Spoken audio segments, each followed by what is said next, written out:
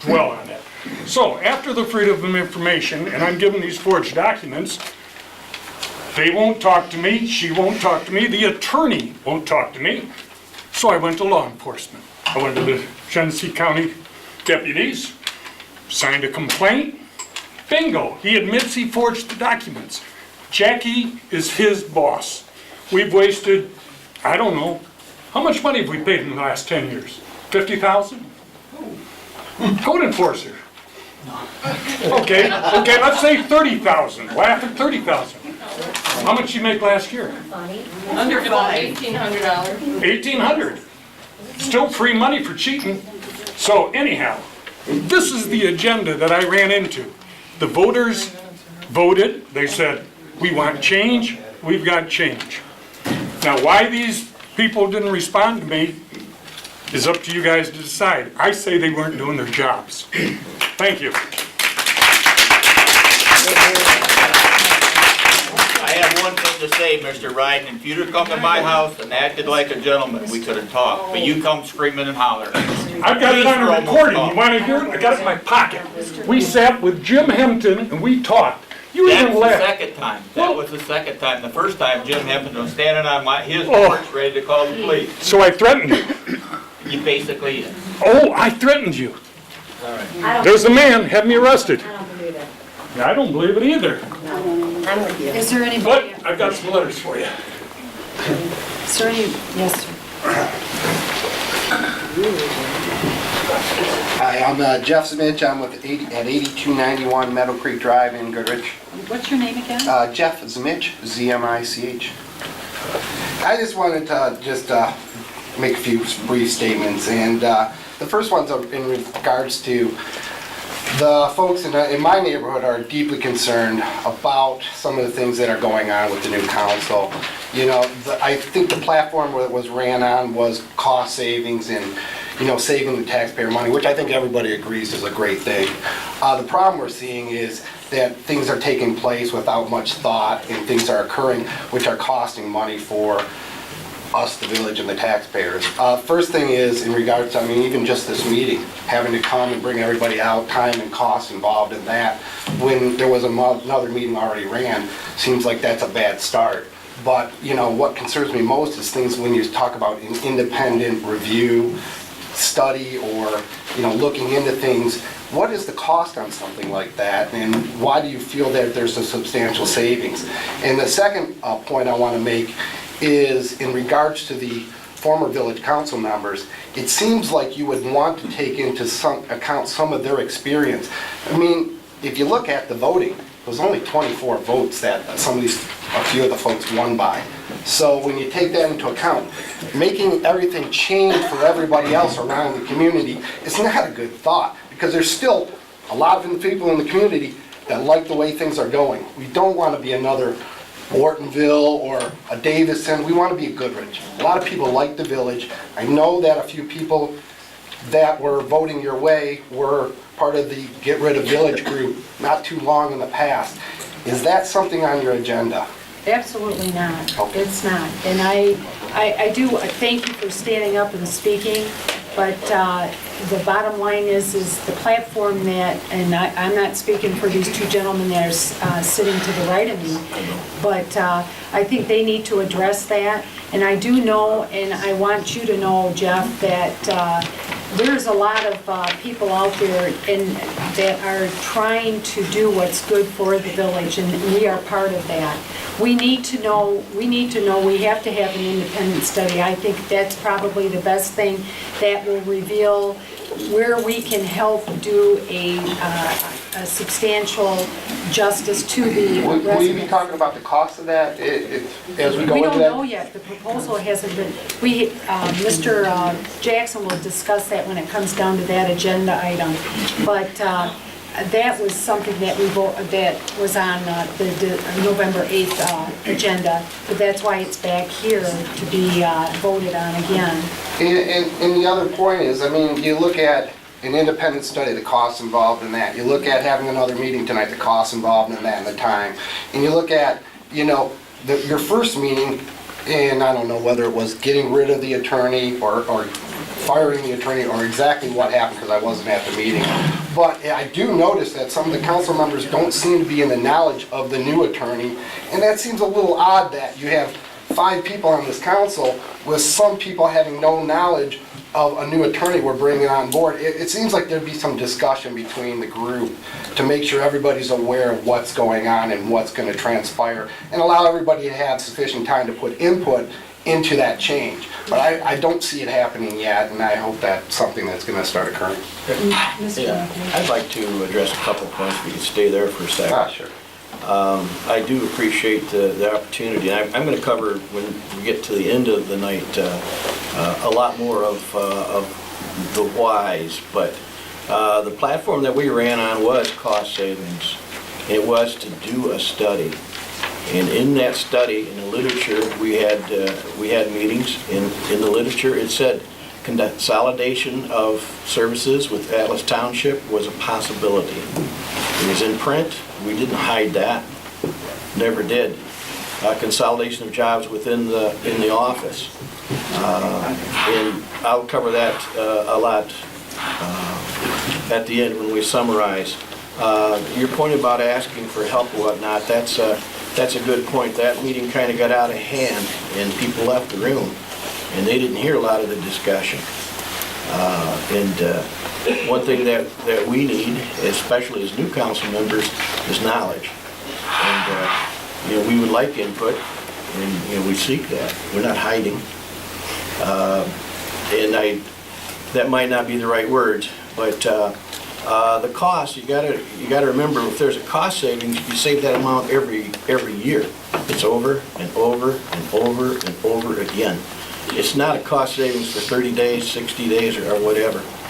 And I think that every government entity ought to do an independent study. It's not us standing right here and doing it because, we all have bias one way or another. I wouldn't deny it.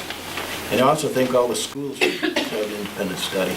Yeah, I just want to make one comment. You get a lot of independent studies, but the people that are studying are usually from outside the community. I think you need to make sure you're focused on what this community is looking for. Correct, and that's, in my summary, I mentioned, and I'm going to, that everybody needs to be involved in this study. Come forward, don't sit back and say I wasn't involved. There'll be interviews or whatever. I don't know how, I'm not a member of the company. I've done some background studies on a couple of the companies that we're going to talk about tonight. But the attorney, one thing probably got missed is that I did my homework on that, and I brought that forward as far as his background. And I think we have people in the audience who have friends or relatives that are attorneys, it's not unusual when you have a new council, when you have a new government taking over either local, state, or national, to have attorneys that they know and that they can trust and that they're coming on board neutral. And I think that's not unusual at all. And when we thought we were elected, I met with Mr. Belzer, and we were all privileged to do that. But as we've all learned, that meeting was null and void. We'll be at that point again, and we can discuss it at that point. But I think that, in summary, I'm going to talk about why I think people voted and why I think there is a mandate to do some changes. But I'll cover that. Let's move along. Yeah. I'm sorry, I didn't mean to say you can move along, but please finish. Well, I want to thank you for your time. Just in closing, it just on the surface level seems like it's costing us more already. And some of the decision making seems to be a rash and rush to judgment. So, it's just my, view from outside. Thank you. Thank you for speaking. Anybody else?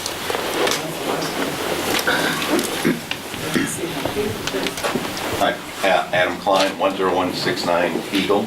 I just want to mention, here we talk a lot about the independent study, I think what folks are a little uneasy about is you talk about doing the independent study, yet you made some decisions prior to the independent study. So I think what we're just asking is maybe step back a little bit, let the independent study go, and see if there's any changes or if not, before you make any changes. So the attorney, the code enforcement, or the street administrator, you made a bunch of changes before the independent study was even finished. Matter of fact, not even commissioned yet. Actually, Mr. Klein, I appreciate what you're saying, and I'm going to tell you that what you're saying, and I've been on the council now 2 years, and when I worked on the personnel committee with David Lusick, I personally was the one that investigated other companies to come in to evaluate the positions, to make recommendations, or to see where cost savings could be done. This was my biggest concern. So that was not anything that I personally is something new, or haven't gone and done my investigations either. But I can understand what you're saying. And again, the meeting on November 8th was null and void. And what we're doing again, and it's unfortunate, it's like ripping a scab open, but it is 2 decisions that were made. And again, when you have a change of guard, or so to speak, change of elected officials, the change is inevitable in some respects. It was one meeting to adjust a couple of things that we felt that were important to alleviate or help us do what we wanted to initiate. Now, as far as independent study goes, I want to say this to the public, and I hope that people understand. This is something that, and I say this without any hesitation, being where I'm at, where I work too, that everything should be evaluated. We are in a unbelievable time in our lives right now, economically, as far as the state of Michigan's concerned, reimbursements concerned. And we have to re-look and reevaluate different things. If not, it's not going to be changes overnight, by no means of the imagination, but I think bringing an unbiased group in to do that, to evaluate, to tell us and give us some ideas, is not anything that is going to be bad. Well, I'm not sure I disagree with you about the evaluation, but it seems as though that maybe there were some decisions made before the evaluations were even finished. I think, I gotta tell you, Right, though, the the attorney website, and the street administrator and the rest have already been made, or at least, and I see that this meeting might be an opportunity to maybe pull back and evaluate those decisions before you even make them. I understand. Because or maybe we're gonna Well, I gotta tell have an you, independent study. and I will be honest with you, when we met with Jackie on the 22nd of November, Doug and I went in there to talk about certain things, and some of the issues were addressed from the last meeting on the 8th. We were actually clueless on what she told us as far as the meeting wasn't certified, or the election hadn't been certified. So that in itself put us in a whirlwind too, because we looked at each other thinking everything that we accomplished and really caused a lot of turmoil, and now we've got to redo it. If we waited, do we wait? Do we have the special meeting now? Do we wait and have it on December 13th? This wasn't something that we wished for, trust me, it wasn't. So that's number one. But number two, the evaluation. This is the platform that Mr. McAbee and Mr. Jackson was on, and what they campaigned on. I'm going to tell you right now, these other 2 gentlemen that are to the left of me know, and Mr. Lusick's out there in the audience, that's what I recommended a few years ago too. I don't think this is about the evaluation, because the evaluations haven't been done yet. It's about the decisions made prior to the evaluations. Well, we brought it to the council, and again, But I just want to mention this meeting might be an opportunity to pull back, see that, there's plenty of people here, maybe do the evaluation before you make any of the decisions. I appreciate that. Thank you. One thing before you sit down, I'd like to talk about one of the reasons for this meeting is to get to the study as soon as possible. Right. And that part of it, I think we can all agree, we need to, and why put, if we're gonna do a study, why put it off? Okay. The study part is, what I'm just talking about is making decisions about attorney, code enforcement, street administrator, and positions before the evaluations are even done. It seems as though that might be happening, and today might be an opportunity to not do any of those, do the evaluation, and see what they have to say. I agree with that.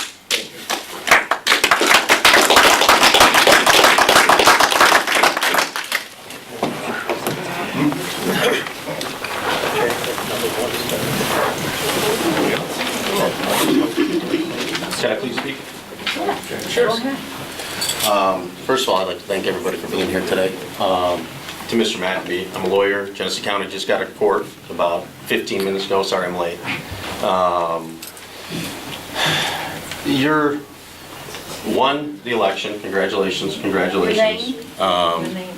We don't know. My name is Jay Clothier. I live on Pontiac Street, next to Adam Klein, 8023. I'm a lawyer in Genesee County. I disagree with what Mr. McAbee said. I think in your platform that, first of all, the margins are negligible as to your alleged mandate. As a concerned citizen with deep pockets, tread lightly, because you may very well cause more cost in litigation by a concerned citizen. As far as a writ of mandamus, in filing a petition, I've talked to counsel, and I lived in 10 consecutive year-long leases prior to relocating my family to this area in a community that I plan to raise my 12-year-old and 9-year-old for the rest of their lives. And many of the people that are here made similar decisions and wanted to live here and want the preservation of this community. And I think what you did, and to piggyback on both Jeff Zemich and Adam Klein's comments, I think what you did last meeting, which I understand apparently is null and void or something, but the feasibility study, I hung around afterwards to extend an olive branch to each of you and just work together for the best interest of my children in this community. And I'm deeply disturbed by the actions of three unified people that may or may not have been a violation of Open Meetings Act. When Mr. Jackson was speaking last meeting, he repeatedly said "we," meaning the three of you met to discuss changing attorneys. If you seriously are interested in cutting costs, why is it just Jack Belzer? Now I know Jack, and Jack's a friend of mine. I don't mean to sound like Lloyd Benson, but I know Jack Belzer. And he's a good lawyer, but he represents one municipality in the area. And if you're sincere about opening up or minimizing cost, open it up to a free bid. I'm not interested, so I don't have any agenda. But let everybody have informed information rather than just your guy. And present open bids to all of the municipal attorneys. And I would submit it might be more efficient and more cost effective to hire somebody that represents more than one municipality. Belzer represents Mundy Township. I would perhaps, because there's a pending recall from what I understand, possible additional civil litigation. I think what you ought to do is, to what Mr. Klein said, step back, analyze the situation. Perhaps Tom McKinnon, whom I don't know personally, maybe he was a good deal relative to whatever qualifications or bidding process that Belzer submitted, but why not open it up to everybody? As far as getting the best candidate for the law, if you want, and change alone is irresponsible, wrong, and unintelligent. I would submit to you that the feasibility study is the way to start and to check it out. I think what you're interested in doing could very well cost the village a lot more as far as legal fees, possible actions, another election possibly. And I think you might be better served by dialing back, representing the people that elected you, all of them. All of just the 300 some votes, that's not who you represent. You represent everybody in this community. And I think what you ought to do is be responsible, be fiscally responsible. You know, I'll make no qualms. I supported the other guys. They had a clean bill of health pursuant to their audit. They maintained their cutting the expenses 30%. I submitted they should buy signs and campaign a little harder, but they ran on the merits of what they thought that intelligent voters would do, and unfortunately that was probably something they regret now. But I would hope that you all would listen to all the voices of all the people in the community, and I'm going to do everything that I have to protect what I believe is in the best interest of my 12-year-old and 9-year-old. Thank you.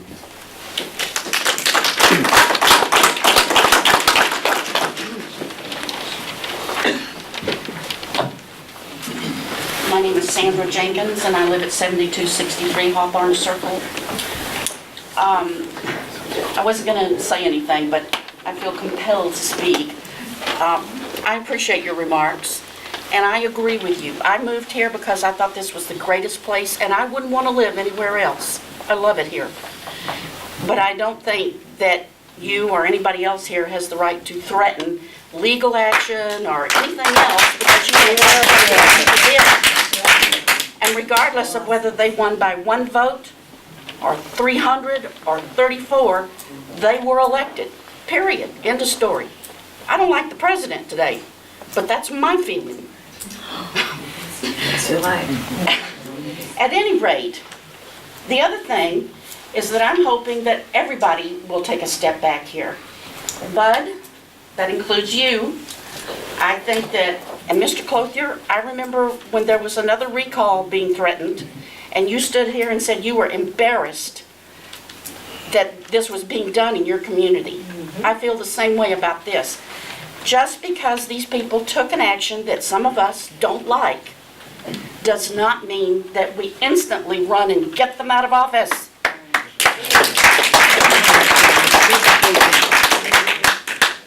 I just feel like everybody needs to keep a cool head here and be fair and open to ideas regardless of whether they're yours or somebody else's.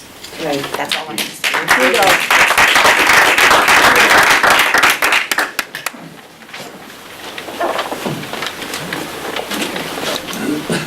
My name's Tom Sanford. I live at 9164 Perry Road in Atlas, on the Mill Pond. And I'm one of a handful of people that have been a lifetime resident in Atlas Township. Goodrich has been my hometown forever. And I was here at the last meeting, and for you who weren't here last meeting, you didn't see what was happening. And Pete and Rick, you know, I feel bad about what happened. They railroaded Pete right out of here because they gave Doug his job, DPW. And Pete's done a marvelous job. The things that he does, we don't know. We take for granted things are done in the village. Jackie Sidge has done a great job for 20 years, same thing. And for a township or a village to run in the black in today's economy with their tax base getting so low, that's marvelous for her to do that for the village. Another thing we take for granted. All these things that happen. Look at this building here. The Gordon Bachman has so much to do with this. And to me, I think what's happening, and even you, Doug, can't believe you're doing this, is slapping Gordon Bachman in the face because he worked his butt off to make this village what it is. And that was my time. And I don't know what happened before that. But I just, as a sentimental reason, if it costs an extra couple $100, $300 to have your streets plowed by the village, instead of waiting for 6 days to get the county in here, that's worth it to me. And I'm just an old country boy, but that's the way I feel about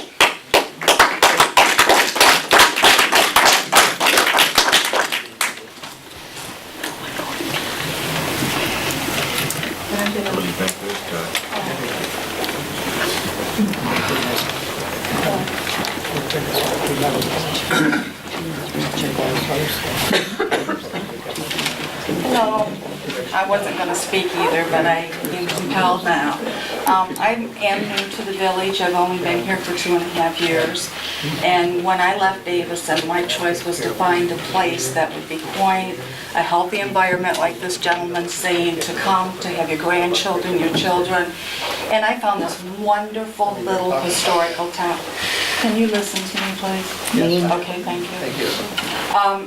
Did I give it? Cindy Johnson? Okay, I went out 216 Erie Street. I'm sorry.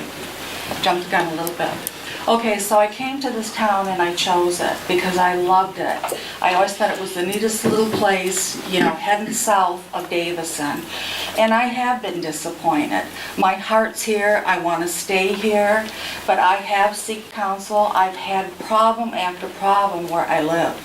I'm miserable. I've had the police to my door. He's been a couple of times. Other cops have been in the area. Nothing's being done on Erie Street. I am like compelled in this little tiny bubble. Maury came to my house one time. I had a pit bull out on the side of my house, 4 feet from my home, clear across the whole end of my home for 7 months. The village did nothing. And when I called, nobody could tell me anything. I have cars parked in the backyard, all over the backyard. I have a barn that I've been told that was brought in that is twice the size of what it was supposed to be, and that these things were supposed to be evaluated. I have a driveway next door to me that is so torn up that the renters can't even park in the driveway.